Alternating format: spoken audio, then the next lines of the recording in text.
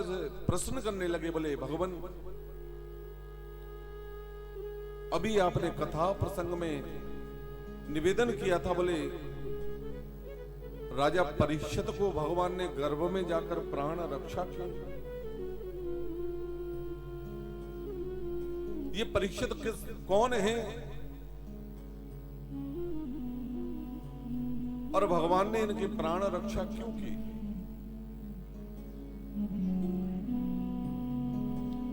श्री सूत जी महाराज निवेदन करते हैं, बोले 88,000 संत जन में परीक्षित प्रसंग कहना आवश्यक नहीं मानता, लेकिन आपने निवेदन किया है। अरे जिस जीव की कथा भगवान की कथा से संबंध जोड़ ले, उस जीव की कथा भगवान की कथा से बिल्कुल भिन्न नहीं होती। जब कौरव पांडवों का युद्ध चल रहा था मेरे भाई बहन, एक एक कौरव भाई करके 99 कौरव मृत्यु को प्राप्त हो गए। केवल एक बचा है मेरे भाई बहन, उसका नाम है दुर्योधन। और दुर्योधन की जंघा को तोड़ दिया है भीमसेन ने। आज ये पापी दुर्योधन अपनी मृत्यु सैया पर पड़ा हुआ है और एक एक दिन अपनी मृत्यु के गिन रहा है। हाँ? आज रात्रि में गुरु पुत्र अश्वस्थामा का आगमन हुआ दुर्योधन के कक्ष में। बोले मित्र, मैं आपका सच्चा मित्र हूं, आप केवल उसका मुझे नाम बताइए जिसने आपकी जंघा तोड़ी है, और शपथ लेता हूं कि उसे जीवित नहीं छोड़ने वाला। ये दुर्योधन कहता है, बोले भैया अश्वस्थामा, महाभारत युद्ध हम हार चुके हैं, एक एक करके मेरे 99 भाई मृत्यु को प्राप्त हो चुके हैं, और मैं स्वयं भी एक एक दिन मृत्यु के पड़ा पड़ा गिन रहा हूं। अगर आप सच्चे मित्र हैं तो 5 पांडवों में से किसी एक को भी यदि आपने समाप्त कर दिया तो मैं चैन की मृत्यु को प्राप्त हो जाऊंगा।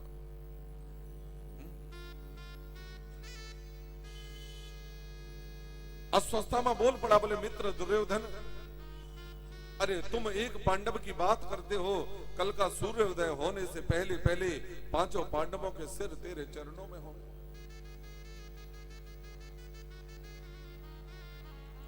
बाज बधिक और दुष्ट की जो मन चीती हो, तुलसी या संसार में फिर जीवित बचे न कोई, जीवित बचे न कोई। बाज बधिक और दुष्ट की जो मन चीती होए, तुलसी या संसार में फिर जीवित बचे। केवल मन में सोचने से अगर दूसरे का अनिष्ट होने लगे, बुरा होने लगे, तो अतिशीघ्र ये संपूर्ण संसार ही नष्ट हो जाएगा।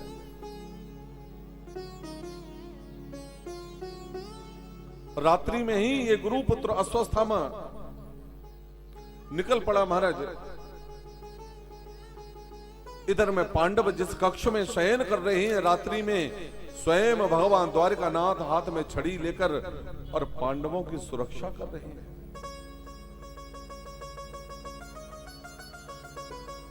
रात्रि के ठीक 12 बजे अर्जुन जागे, भगवान द्वारकानाथ को प्रणाम किया। भगवान द्वारकानाथ बोले, बोले अर्जुन क्या आपको नींद आ रही है? अर्जुन ने तो हाथ जोड़ लिए मेरे भाई बहन, बोले गोविंद, जिसकी रक्षा, जिस जीव की रक्षा स्वयं त्रिलोकीनाथ करते हो, वो जीव तो चैन की ही नींद सोने वाला है, उसे चिंतित होने की कोई आवश्यकता नहीं। भगवान द्वारकानाथ कहते, बोले भैया पांडवों, अश्वस्थामा दुष्ट है, और ये स्थान आपके लिए उपयुक्त नहीं है। तो झट से पांचों पांडवों को जगाया भगवान ने और दूसरे कक्ष में ले गए।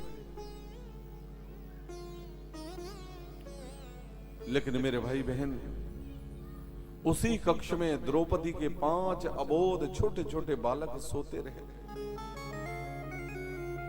रात्रि में ये अस्वस्थता में आया, अंधेरे में पहचान नहीं पाया।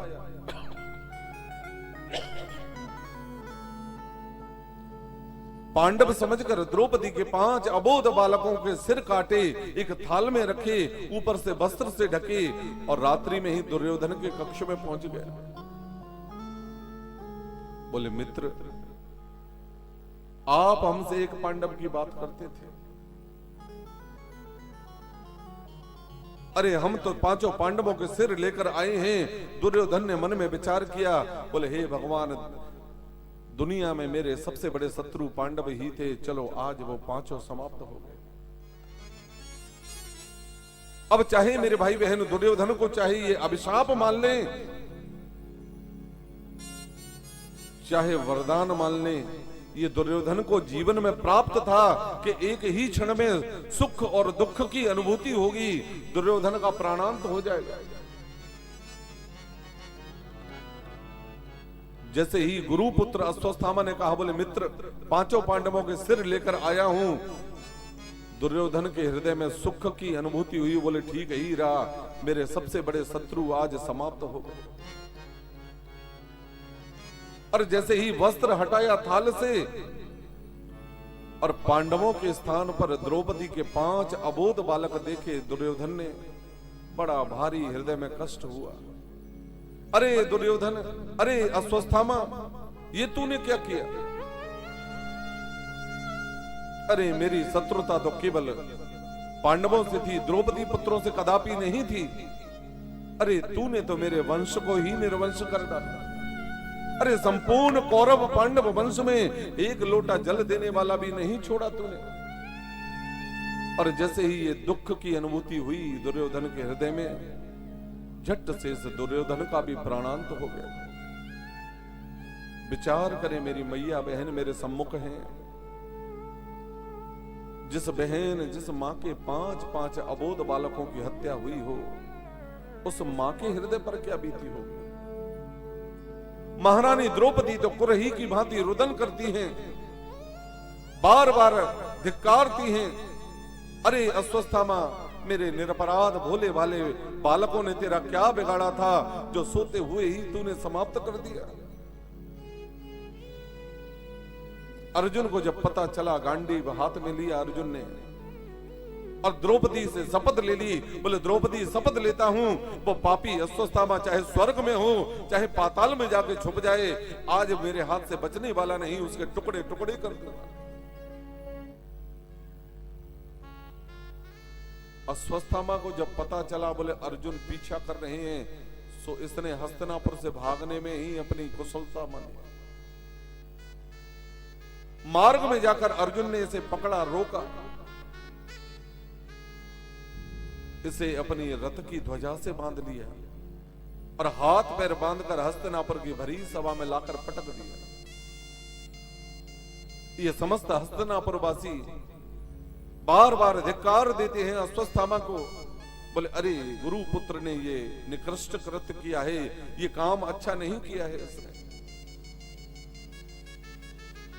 लेकिन बाहरी द्रौपदी महारानी,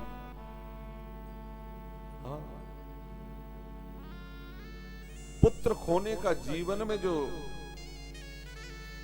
कष्ट होता है वो मां से अधिक कोई नहीं समझ सकता।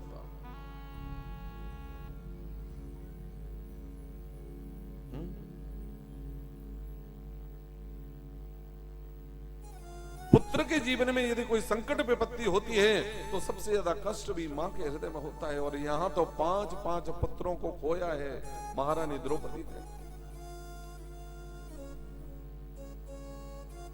अर्जुन ने अश्वत्थामा के केस पकड़ रखे हैं, हाथ में खड्ग ले रखी है और बार बार खड्ग दिखाते हुए अर्जुन कहते हैं, बोले पापी, तू आज मेरे हाथ से बचने वाला नहीं, आज तेरे टुकड़े टुकड़े करके छोड़ूंगा। लेकिन बाहरी महारानी द्रौपदी जिसने 5-5 बालकों को खोया है जीवन में, उसके हृदय में अभी भी करुणा व्याप्त है।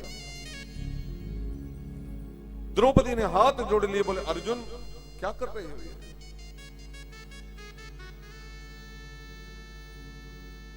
अरे अर्जुन मुच्यताम में सह ब्राह्मणों नितराम गुरु। मुच्य कहते हैं छोड़ने। अर्जुन छोड़ दो इसे।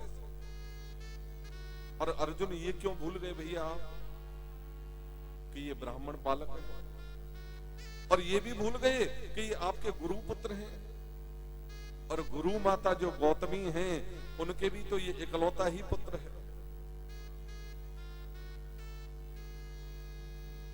5 पुत्र मैंने खोए हैं, जीवन में पीड़ा की अनुभूति क्या होती है वो मैं जानती हूं अर्जुन, और ये गुरु माता गौतमी का भी तो इकलौता पुत्र है। जब तुम इसे समाप्त करोगे तो क्या गुरु माता के हृदय में कष्ट नहीं होगा?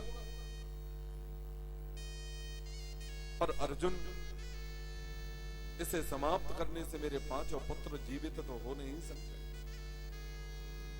इसलिए मैं तो कहती हूं इसे छोड़ दो। अर्जुन समझ गए, बोले द्रौपदी के हृदय में करुणा जागृत हो गई है, इसे मरने नहीं देंगे। सो बगल में ही धर्मराज युधिष्ठिर खड़े थे, और अर्जुन झट से धर्मराज के चरणों में गिरे, बोले बड़े भैया जी आप ही मेरा मार्गदर्शन करें कि इस पापी को दंड क्या प्रदान किया जाए। हाँ? धर्मराज युधिष्ठिर बोल पड़े, बोले अर्जुन जो धर्म सम्मत हो, न्याय सम्मत हो, वही दंड से प्रदान किया जाए। अर्जुन की समझ नहीं आया कुछ। तब उसी राज्यसभा में एक कोने में खड़े हुए थे भगवान द्वारिकानाथ। अर्जुन ने दौड़ लगाई, भगवान द्वारिकानाथ के चरण पकड़े, बोले प्रभु आप ही मेरा मार्गदर्शन करें, किस अस्वस्थमा को दंड क्या दूं मैं? और आप भी सावधान होकर कथा श्रवण करें, ये संसार के सबसे बड़े न्यायाधीश हैं भगवान द्वारिकानाथ, और इनसे बड़ा न्यायाधीश संसार में जज पैदा ही नहीं हुआ। और भगवान द्वारिकानाथ बोल पड़े, बोले अर्जुन यदि मेरे मुखारविंद से आप न्याय कराना चाहते हैं तो भैया मैं तो एक ही बात कहना चाहता हूं, एक ही फैसला है मेरा। अर्जुन ने कहा, बोले सुनाइए।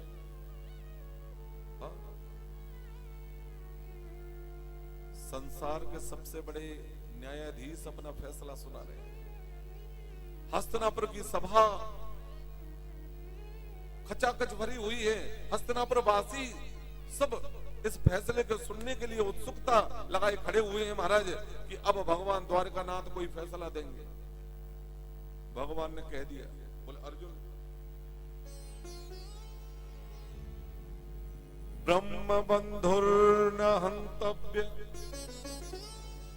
आतताई बदाहन मयम भो मयमाम नातम परिपाया अनुशासनम।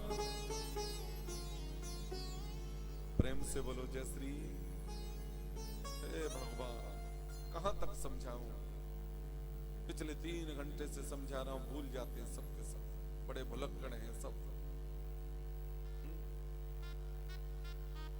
और सही कह रहा हूं, अगर ऐसे आप मेरे ब्रजमंडल में पधारे, वृंदावन आए, अगर किसी से पानी भी मांगना है ना आपको, तो ये नहीं बोलना है आपको, बोले भैया जी पानी पिला दो, जल पिला दो, राधे केवल इशारा करना है। और जल तो क्या, भोजन भी उपलब्ध हो जाएगा। भूख लगे तो मांग खाइयो, गिनियो न साझ सकारे। ये ब्रज का भाव है मेरे भाई। और हम लोगों में कोई संकोच नहीं होता ब्रज में, क्योंकि ब्रज का तो भाव ही यही है। स्वयं भगवान ने भी तो अपने ग्वाल वालों के घर की सामग्री नित्य प्रति गैया चराने जाते थे तो एक दूसरे की चक चक के खाते। माने भगवान ये संदेश देना चाहते हैं, बोले संपूर्ण ब्रजमंडल मेरा ही। और एक आप है माटी के धोंदा जो राधे बोलने में भी संकोच करते हैं। अरे दाबदार जोर से बोलो जय श्री। अब पता लग रहा है ब्रजमोहन धाम में कथा चल रही है और मेरे ब्रजमंडल में भी सब देख रहे हैं इस समय इसको। दिन भर फोन से परेशान हो जाता हूं। तकरीबन 20 आश्रमों से फोन आ गए, बोले लाला कथा बहुत सुंदर चल रही है। और कितना बड़ा सौभाग्य है कि इस समय आप और हम जिस पवित्र भूमि में बैठकर कथा कर रहे हैं, संपूर्ण भारतवर्ष में उसके दर्शन प्राप्त हो रहे हैं। इसलिए प्रेम से बोलो जय श्री। नहीं मानेंगे ऐसे, ज्यादा करोगे तो यहीं आरती कर देंगे। अभी पीछे वाले तो कंजूसी अभी भी कर रहे हैं, जो कुर्सी पे बैठे हैं ना, दोनों हाथ उठाकर जय श्री। हाँ अब लग रहा है जी।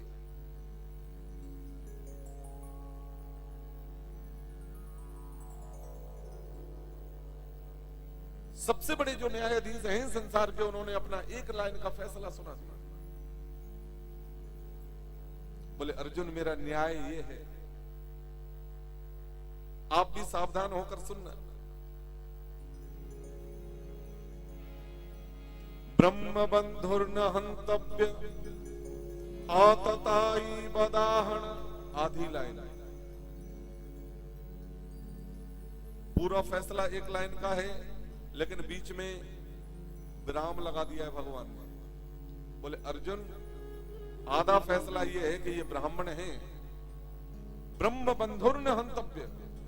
ब्राह्मण हैं, ब्राह्मण कितना भी अधम क्यों ना हो, दंड का अधिकारी कदापि नहीं होता। और इस समय ये ब्राह्मण बालक है, इसलिए इसे छोड़ दो। अर्जुन ने हाथ जोड़ लिए। बोले बुरा न माने तो एक बात कहें भगवान। बोले कहिए। बोले आप जैसे 2-4 और न्यायाधीश हो गए संसार में, तो संसार की न्याय व्यवस्था खूब चलेगी ऐसे। आप कह रहे हैं, बोले छोड़ दें। बोले अभी आधी लाइन और बची है ना। आतताई बदाहन। बोले संसार में आताताई कोई भी क्यों ना हो, और आताताई कैसे कहते हैं, जो बालकों का हत्यारा होता है, निरपराध बोले वाले बालकों का हत्यारा। बोले संसार में आताताई कोई भी क्यों ना हो, उसे जीवित रहने का, जीवित छोड़ने का कोई अधिकार ही नहीं बनता। इसलिए अर्जुन इसे इसी समय समाप्त कर दो।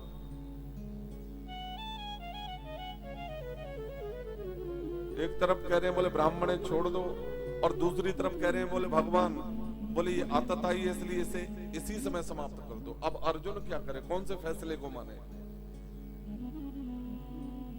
पर अभी 2-2.5 महीने पहले भैया हरिद्वार हम कथा करने गए थे,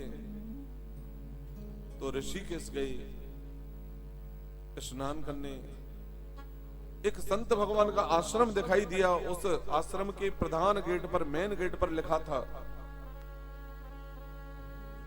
बोले आश्रम में निर्माण चल रहा है, और जो भी अपनी स्वेच्छा से निर्माण कार्य हेतु अगर कोई दान दक्षिणा देना चाहता है, उसका स्वागत है। और नीचे 2 लाइन छोटे अक्षरों में लिखी थी, बोले कृपा करके उन माता पिताओं से मेरा हाथ जोड़कर निवेदन है कि जिस माता पिता ने अपने जीवन काल में कभी गर्भपात के द्वारा बालकों की हत्या कराई हो, कृपया वो मुझे मेरे आश्रम को दान कदापि न दे।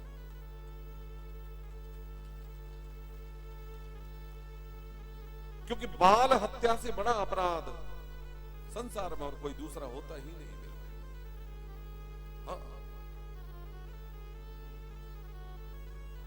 अर्जुन की समझ में आ गया, क्योंकि अर्जुन ने तो महाभारत पर्व के मध्य में गीता जैसा महत्वपूर्ण सार प्राप्त किया है भगवान से। हाँ? अधम ब्राह्मण का सबसे बड़ा दंड क्या होता है?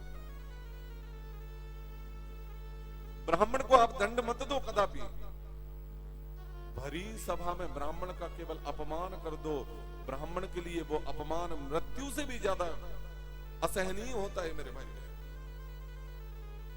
अर्जुन ने केश पकड़े अश्वत्थामा के, खड्ग लिया, आदि दाढ़ी आदि मूछ निकाली अश्वत्थामा की, और मस्तिष्क में जो तेज मणि है उसे निकालकर धक्के देकर हस्तिनापुर से बाहर निकाल दिया। और रामचरितमानस में भी उल्लेख होता है,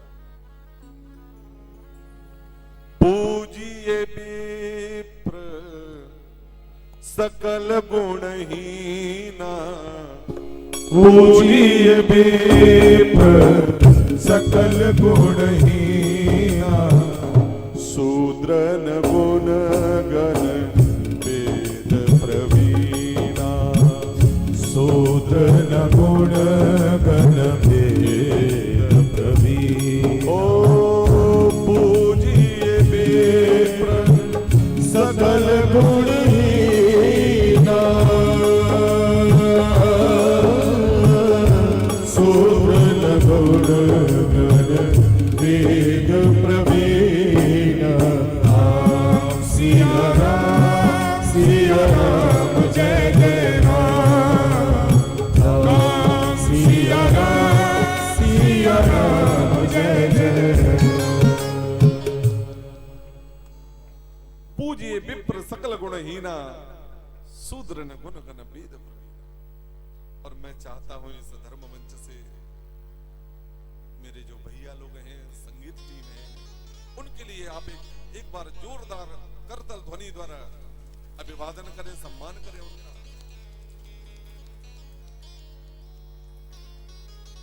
अपने अपने क्षेत्र के अपने अपने वाद्य यंत्रों के ये धुरंधर हैं, और ये सौभाग्य है आपका और हमारा भी कि इस कथा के माध्यम से, और वैसे ये सौभाग्य जाता है श्रीमान संतोष मिश्रा जी को। पता नहीं ठाकुर की कौन सी और कैसे अद्भुत कृपा हुई इस घर में कि भगवान की इस अमृतमयी कथा का आयोजन हो।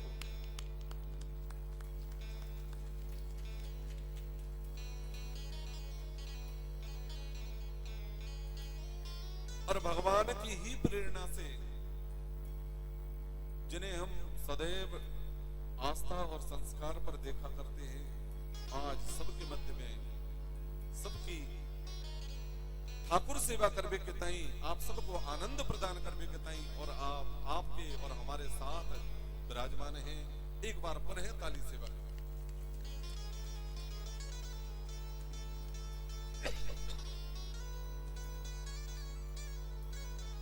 अस्वस्थमा को हस्तिनापुर से बाहर कर दिया मेरे भाई बहन, और अपने आश्रम में बैठा बैठा ये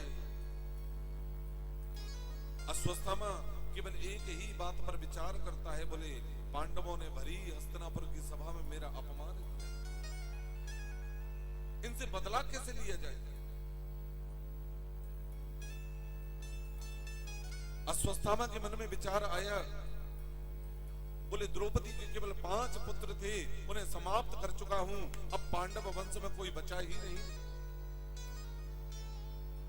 फिर इस पापी को याद आया, बोले नहीं, महाभारत युद्ध के समय एक सैनिक के मुखारबिंद से मैंने श्रवण किया था कि अभिमन्यु की जो विधवा पत्नी है उत्तरा, वो गर्भस्थ अवस्था में, अभी भी पांडवों का अंश वंश पल रहा है उत्तरा के गर्भ में। सज्जनों, अस्वस्थामा ने गुरु आश्रम में बैठे बैठे ही उत्तरा के गर्भ को नष्ट करने के ताई और ब्रह्मास्त्र छोड़ दिया।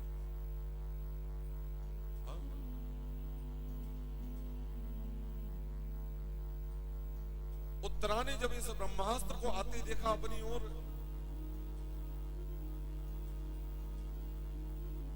हाथ जोड़ लिए, बड़ी सुंदर प्रार्थना की, पाहि पाहि महायोगिन देव देव जगतपते, नान्यं तद भयं पश्ये यत्र मृत्यु परस्परम्, यत्र मृत्यु परस्परम्। बड़ी सुंदर प्रार्थना की है उत्तरा ने। जैसे ही ब्रह्मास्त्र को आते देखा अपनी ओर, उत्तरा ने हाथ जोड़े बोले, हे नारायण, हे द्वारिकानाथ, डरती मैं इसलिए नहीं कि ये ब्रह्मास्त्र मुझे जलाकर भस्म कर दे। अरे ये ब्रह्मास्त्र मेरे शरीर के टुकड़े टुकड़े कर दे, इस बात की चिंता नहीं गोविंद। केवल डरती तो इसलिए हूं कि यदि आज इस ब्रह्मास्त्र ने मेरे गर्भस्थ शिशु को नष्ट कर दिया तो गोविंद सत्य कहती हूं कि संपूर्ण पांडव वंश में एक लोटा जल देने वाला भी कोई बचने वाला नहीं। इसलिए हे कृपा निधान दीन दयाल भगवान, अति शीघ्र प्रकट हो जाएं और इस ब्रह्मास्त्र से मेरे गर्भस्थ शिशु की रक्षा करें।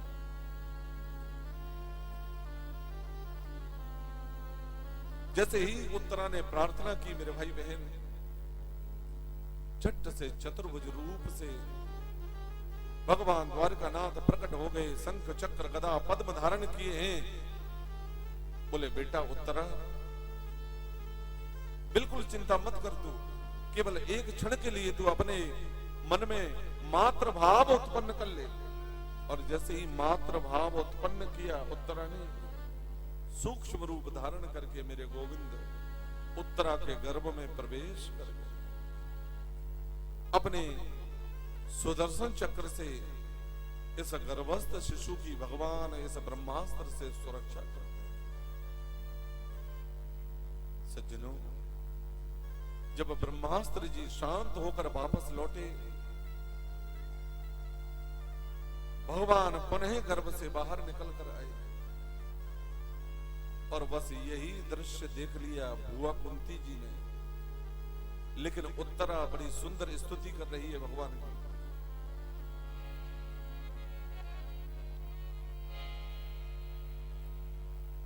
जानकी नाथ सहाय करे तब, जानकी नाथ सहाय करे तब, कौन बिगाड़ सके नर तेरो। जानकी नाथ सहाय करे तब, कौन बिगाड़ सके नर तेरो। जानकी नाथ सहाय, जानकी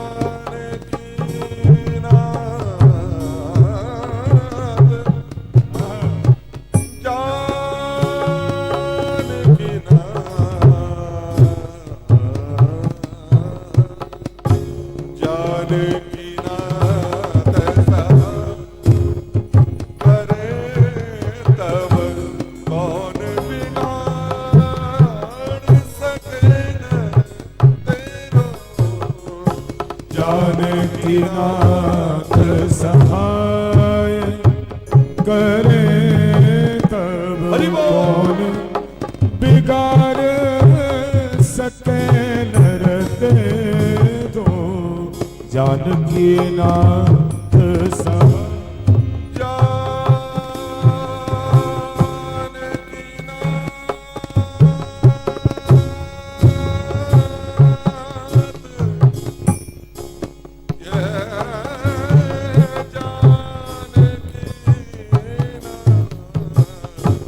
जानकी नाथ सहाय करे तो, कौन बिगाड़ सके नर तेरो। जानकी नाथ जानकी नाथ जानकी नाथ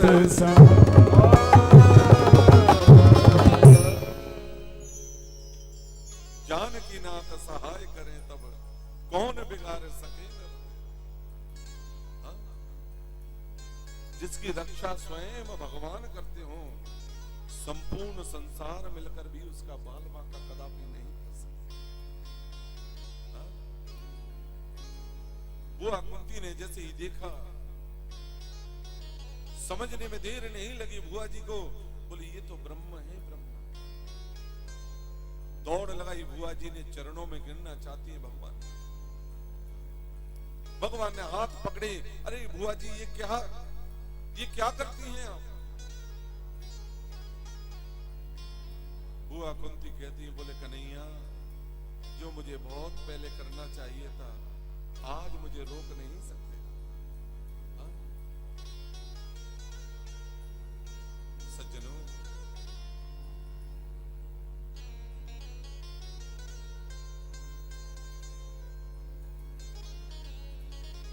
भगवान बार बार समझाते हैं बुआ जी को। बोले बुआ जी क्या भूल गई, आपके छोटे भाई के पुत्र हूं और रिश्ते में आपको भतीजों लगूं।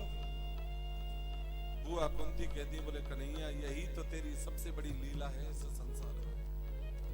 किसी को भाई बना लेते हो, किसी को मामा बना लेते हो, किसी को फूफा बना लेते हो, लेकिन लाला ये सब क्यों भूल जाते हो कि संसार में रिश्ते में सबके परबाबा तो आप ही हैं। हाँ? भगवान बोल पड़े, बोले बुआ जी हम भगवान हैं कि ना, जा बातें छोड़ दो। हाँ? लेकिन आपको कुछ मांगना हो हमसे तो वो मांगो। बुआ जी कुंती ने हाथ जोड़े, बोले लाला अरे मांगता तो वो है कन्हैया कि जिसके पास कुछ होता नहीं, और मैंने तो संतों से यहां तक सुन रखा है कि मांगने से व्यक्ति का आत्मबल कमजोर पड़ जाता है। इसलिए जीवन में कभी किसी से मांगना ही नहीं चाहिए। रहे मन बेनर मर चुके जो कहूं मांग न जाए, रहे मन बेनर मर चुके जो कहूं मांग न जाए, उनसे पहले वो मरे जिन मुख सो तो निकसत न आए।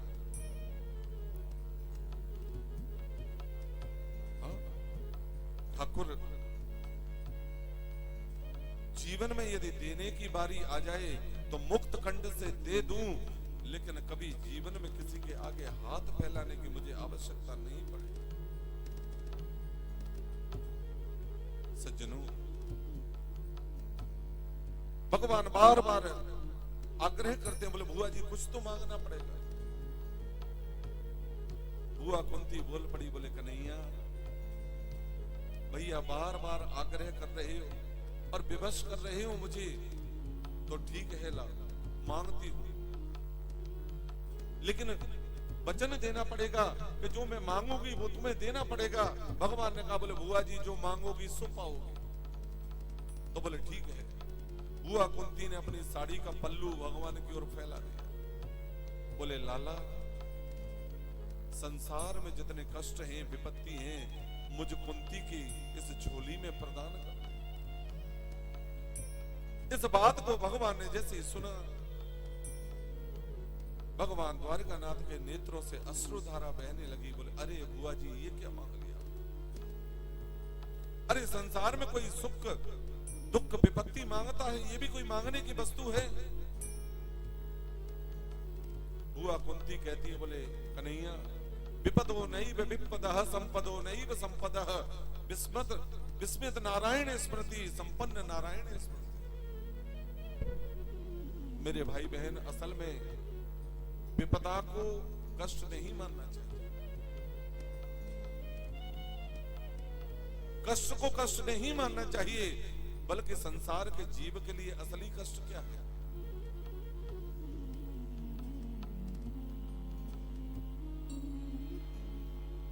कह हनुमंत विपति प्रभु सोई, कह हनुमंत विपति प्रभु सोई, जब तब भजनन सुमिरन होई, जब तब भजनन सुमिरन होई। जीव के लिए सबसे बड़ी विपत्ति है कि एक क्षण के लिए भी हम उसे भूल जाएं, और जिस क्षण हम उसे भुला दें, समझ लीजिए कि जीव की असली विपत्ति का समय आरंभ हो गया। इसलिए मेरे भाई बहन, खाते पीते उठते बैठते सोते जागते चलते फिरते प्रत्येक परिस्थिति में उस परम ब्रह्म का स्मरण होना चाहिए। और प्रत्येक परिस्थिति में उसे जीव याद रखता है। इससे बड़ी भक्ति उस जीव के लिए परमात्मा की कोई दूसरी हो नहीं सकती। आज पांचों पांडव महारानी द्रौपदी को साथ लेकर भगवान श्री द्वारिकानाथ उस स्थान पर पहुंचे जहां पर 54 दिन से बाण सैया पर पितामह भीष्म विराजमान।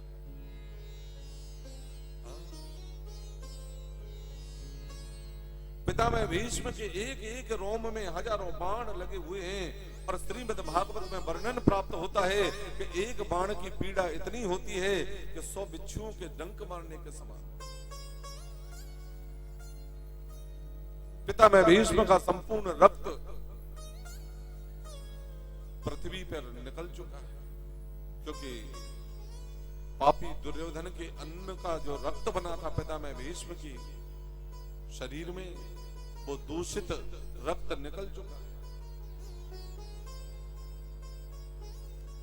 जैसा खाएंगे अन्न वैसा बनेगा मन, और जैसा पिएंगे पानी वैसी बनेगी वाणी।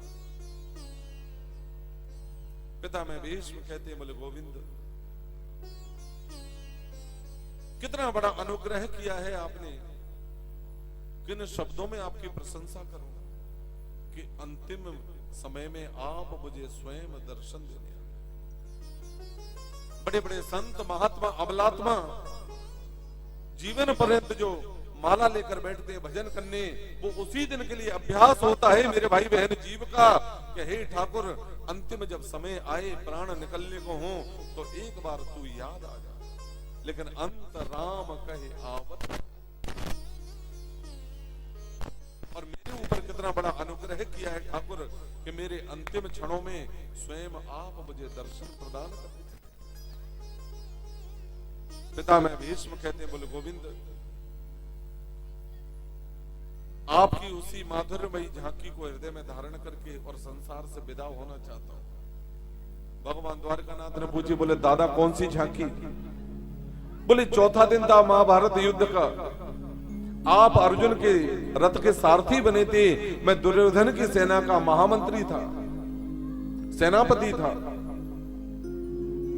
और चौथे दिन प्रातःकाल होती दोनों ओर से युद्ध की घोषणा हुई, शंख बजने लगे महाराज। सो पीछे से दुर्योधन बोल पड़ा, बोले पितामह भीष्म, अरे मुझे ऐसा प्रतीत होता है कि अन्न तो आप मेरा खा रहे हैं, लेकिन आज भी आप पांडवों का पक्षपात कर रहे हैं। 4 दिन हो गए, 4 दिन में एक पांडव को भी समाप्त नहीं कर पाए। अब आप विचार करें सब लोग, महात्मा भीष्म अतिरथी वीर हैं, और अतिरथी वीर की संज्ञा किसे प्रदान की जाती है? जो 1 लाख सैनिकों से लड़ने में अकेला सक्षम हो, उसे अतिरथी वीर की संज्ञा प्रदान की जाती है। इतने बड़े अतिरथी वीर से क्या इतनी छोटी बात सहन हो सकती थी? लेकिन अन्न खा रहे हैं महाराज पापी दुर्योधन का। सो बिना सोचे विचारे ही पितामह भीष्म ने प्रतिज्ञा ले डाली। बोले दुर्योधन, अरे आज का सूर्यास्त होने से पहले पहले 5 पांडवों में से किसी एक को समाप्त कर दो। ये छोटी मोटी प्रतिज्ञा नहीं है मेरे भाई बहन, पितामह भीष्म की अटल प्रतिज्ञा है मेरे भाई बहन। पांडव सेना में हाहाकार मच गया। 5 पांडव एक दूसरे को गले लगाने लगे, एक दूसरे से मिलने लगे। बोले भैया कल सूर्योदय होते ही 5 में से कोई एक चला जाएगा, 4 रहने वाले हैं। रात्रि हुई, भगवान पांडवों के कक्ष में गए मेरे भाई बहन। हाँ,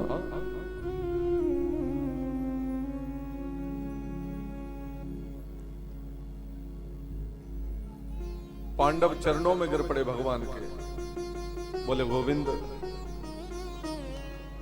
ये पितामह भीष्म की अटल प्रतिज्ञा है, अब इससे कोई नहीं बचा सकता। भगवान द्वारकानाथ कहते हैं, बोले चिंता क्यों करते हो भैया पांडव, मैं हूं ना। बोले सूर्यास्त तो तब होगा जब सूर्योदय होगा।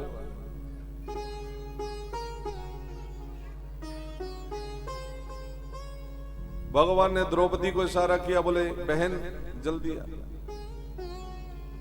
श्रृंगार बना,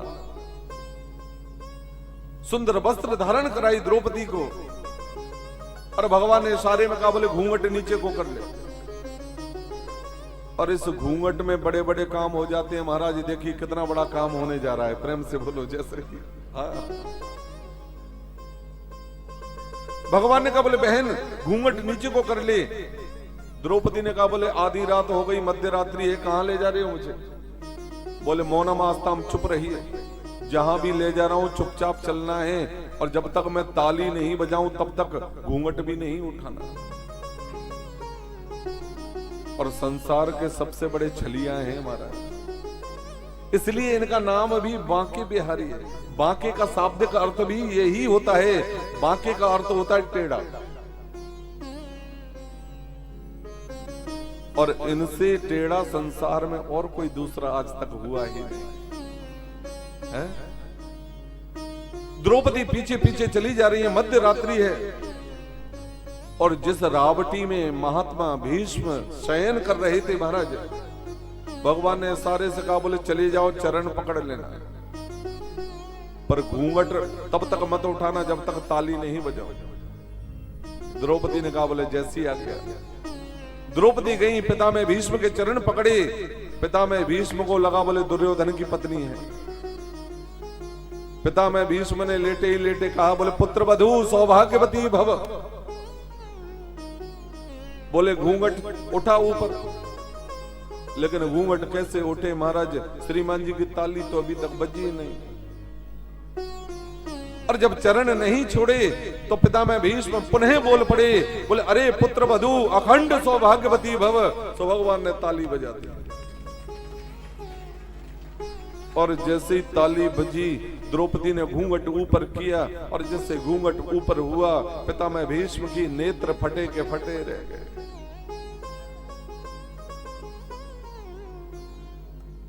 हाँ?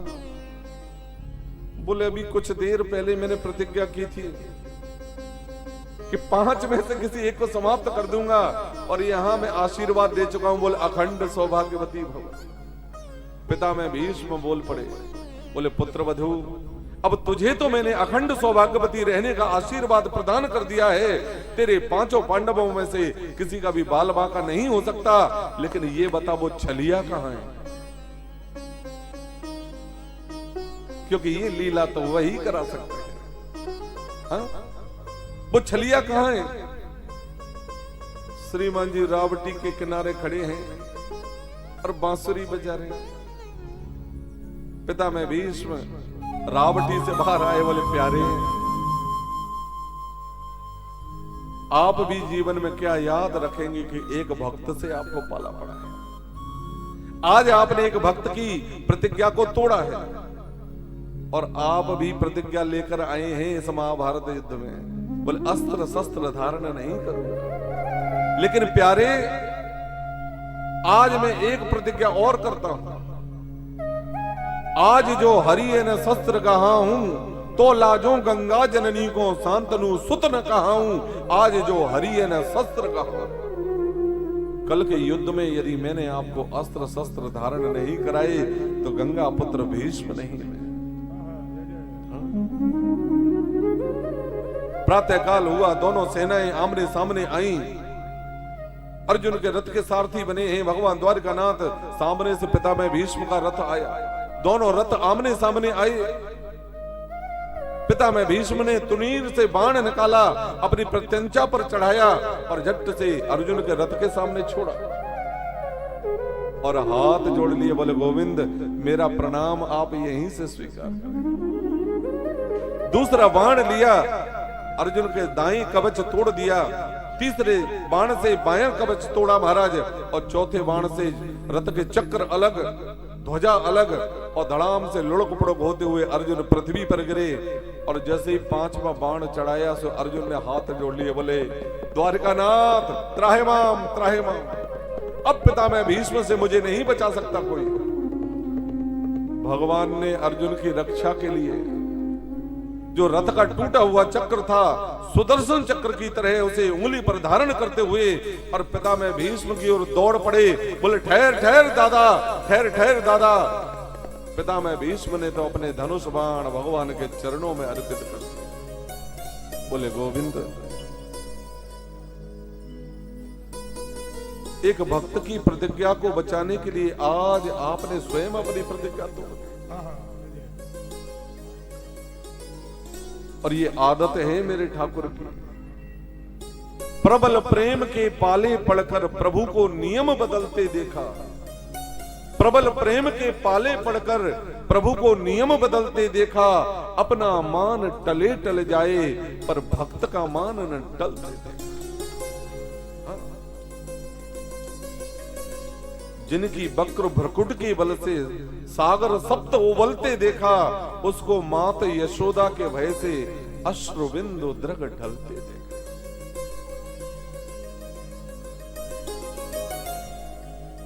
आज समस्त पांडवों को देखते देखते महात्मा भीष्म इस संसार से विदा हो गए।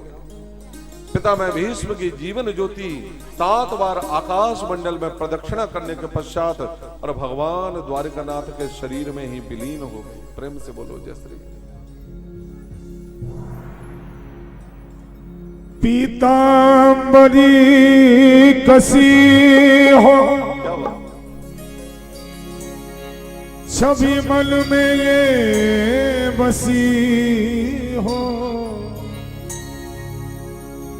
होठों पे कुछ हंसी हो, जब प्राण तन से निकले उस वक्त जल्दी आना, नहीं श्याम भूल जाना। श्री राधे राधे, श्री राधे राधे राधे, श्री राधे को संग लाना,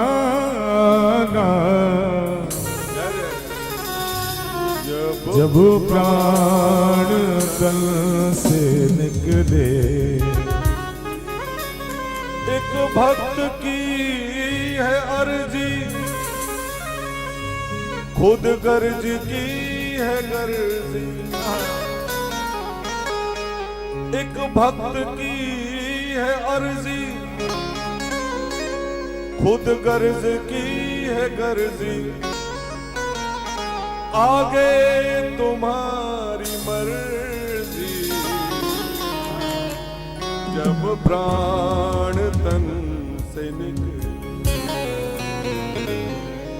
जब कंठ प्राण वाए, कोई रोग ना सताए। यम दर्शन दिखाए, जब प्राण तन से निकले। इतना तो करना स्वामी, जब प्राण तन से निकले। समस्त पांडवों के देखते देखते पिता में भीष्म ने अपने 5 भौतिक शरीर का परित्याग कर दिया।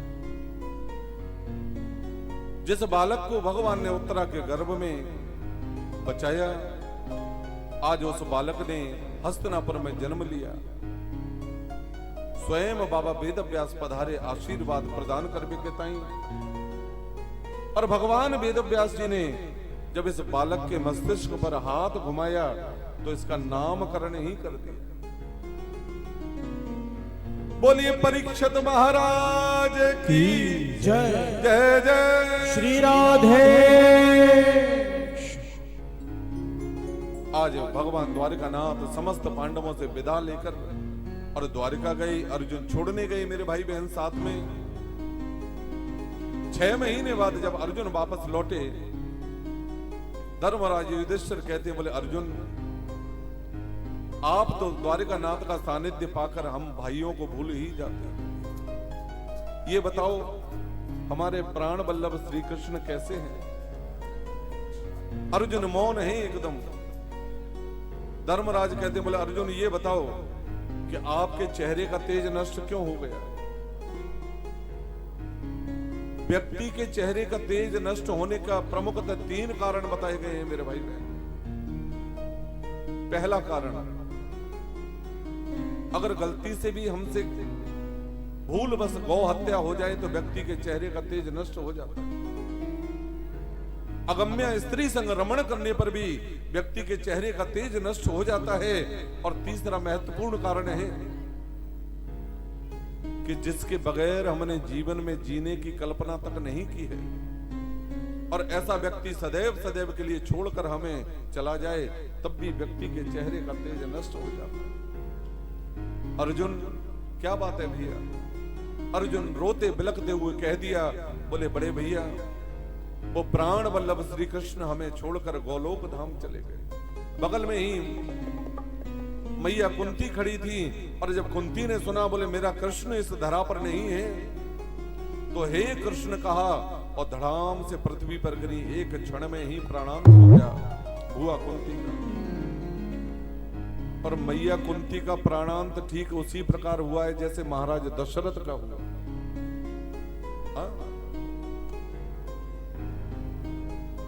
जब सुमंत परात पर श्री राघवेंद्र सरकार को वन में छोड़ने गए और वापस अयोध्या लौटे तो महाराज दशरथ ने पूछा, बोले सुमंत मेरा राम कहां? सुमंत जी ने रोते बिलखते हुए और महाराज दशरथ से निवेदन किया, बोले राजन मेरे 1000 आग्रह करने पर भी परात पर श्री राघवेंद्र सरकार दंडक वन से लौटकर आने के लिए तैयार नहीं हुए। बस जैसे ही महाराज दशरथ ने सुना, बोले राम नहीं आया, तब बाबा गोस्वामी जी ने लिख दिया, राम राम कही राम कही, राम राम कही राम, तन पर हरि रघुवर विरह, हो गए सुरधार,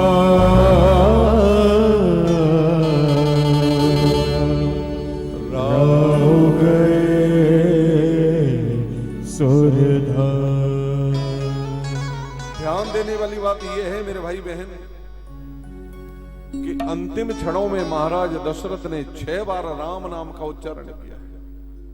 राम राम कहे राम कहे, राम राम कहे राम, और अपने 5 भौतिक शरीर का परित्याग कर दिया महाराज दशरथ ने। ठीक उसी प्रकार मैया कुंती ने जब सुना, बोले मेरा कृष्ण इस धरा पर नहीं रहा, तो हे कृष्ण कह के एक क्षण में ही अपना प्राणांत कर दिया। 5 पांडव मन में विचार करते हैं, जब श्री कृष्ण ही इस धरा पर नहीं रहे तो अब हम राज्य उपभोग करके करेंगे क्या? सो 5 पांडवों ने अपने पौत्र परीक्षित महाराज को राजगद्दी पर आरूढ़ किया और स्वयं 5 पांडव निकल गए उत्तर दिशा में हिमालय की ओर। सूत जी महाराज 88,000 संतों से निवेदन करते हैं, बीच मार्ग में नकुल सहदेव कुंती भीमसेन का विक्षोभ हुआ, थोड़ा सा और आगे बढ़े अर्जुन का विक्षोभ हुआ और हिवारे में धर्मराज युधिष्ठिर का अंगुष्ठ का अग्रभाग गला महाराज और सशरीर धर्मराज युधिष्ठिर ने स्वर्गारोहण को प्राप्त किया।